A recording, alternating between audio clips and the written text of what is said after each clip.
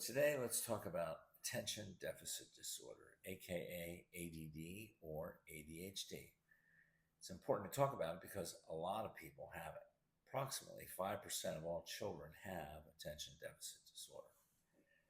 Now, the chances are pretty likely that there's going to be one person in your child's classroom of 30 kids who has attention deficit disorder. Now, back in the day, they didn't call it attention deficit disorder. I have attention deficit disorder, but I didn't even know I had it back in the day because we didn't call it that. To be quite frank, they hardly called it anything.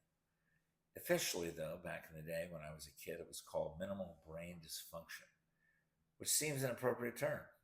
But since it wasn't descriptive enough, they changed it.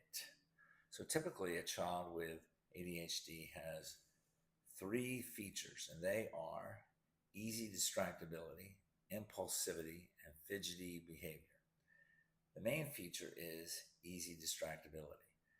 As far as I'm concerned, that is the hallmark and number one requirement of ADHD. Now, as I have stated, I have ADHD. Since I'm not a kid anymore, I'm not as fidgety as I used to be, but I am still easily distracted. It takes me forever to read a book. I'm a very slow reader. I'll start reading the first couple of sentences, and then my mind will start to wander off, and then I have to go back and read those sentences again. Consequently, it takes me longer to study than it does other people. Now, for me, it didn't matter because I had a good memory and I work hard enough. Now, I'm not going to downplay that or play it small. That's just the way it is. I always did well on tests, but I had to study more than other people. Now, for a person with ADHD, listening, reading, speaking, and writing is like wading through waist-high mud. The impulses come in slower and it takes longer for you to get your words to come out right. And many times the words don't come out right. For example, you can notice that when I'm giving this little talk here right now, I'm reading it. I have to read it. If I don't read it and I do it off memory, which I can do, I'm going to put words backwards. And I'm going to make a lot of mistakes. And that's because my brain internally moves faster than my ability to speak. And that's what's going on with ADHD. At least that's part of it. The words are coming out faster than my body can handle them. And this also happens when I write. My handwriting is terrible, and that's because the thoughts are coming out faster than I can write them down. They come out jumbled up and backwards. That's just the way it is. Now, fidgetiness is something that occurs mainly in younger kids, but as they get older, that kind of goes away. Impulsivity is another feature which is going to be there probably for the life of the child. That's probably not going to go away, although it can get less. Now, here's some facts from Google AI. I'll put them up on the screen there for you. While the overall persistence rate of ADHD into adulthood is often cited as around 60%, the course of individual symptoms like impulsivity can vary.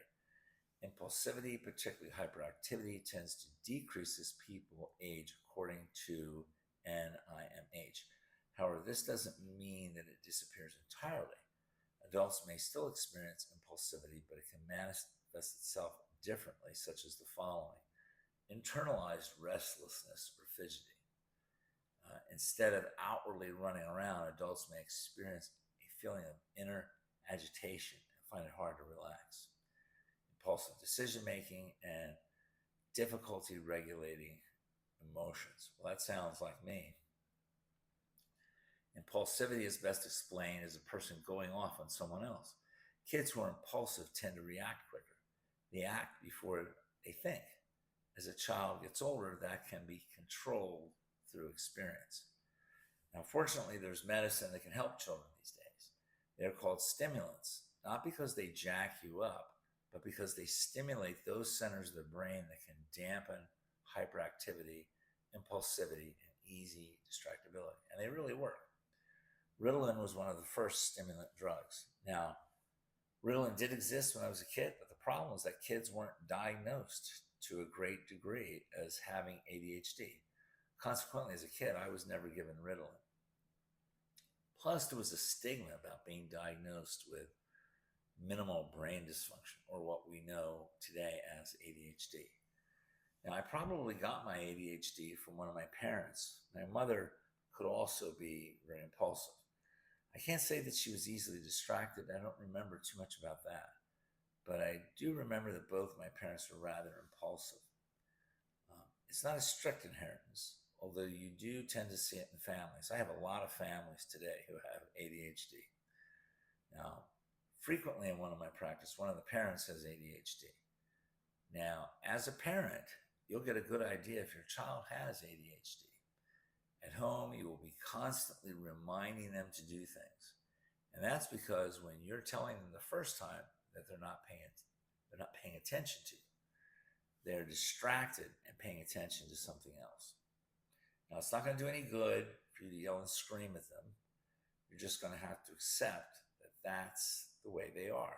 You'll have to ask them to do the task again as if you had never asked them before. Now, that's the only way you're going to keep your sanity. Another clue that they might have ADHD is if they go off on their siblings and get really angry. That's a sign of impulsivity. And if they're constantly running around the room, that's another red flag. Now, the good news is that ADHD can be treated, and it should be treated, because if the child can't get a good education at school, there are very few options open to them. If they have ADHD and they can't learn, then they're going to be restricted to those occupations where education isn't as necessary. Now, I suppose if you have the voice of Mariah Carey, or you can act like George Clooney or Brad Pitt, your child won't have a problem. But those people are very few and far between. And that's why we give medication to children with ADHD. Approximately 65% of inmates in prison have attention deficit disorder. Now, they're there because they couldn't get an education and they were impulsive. They acted before they thought.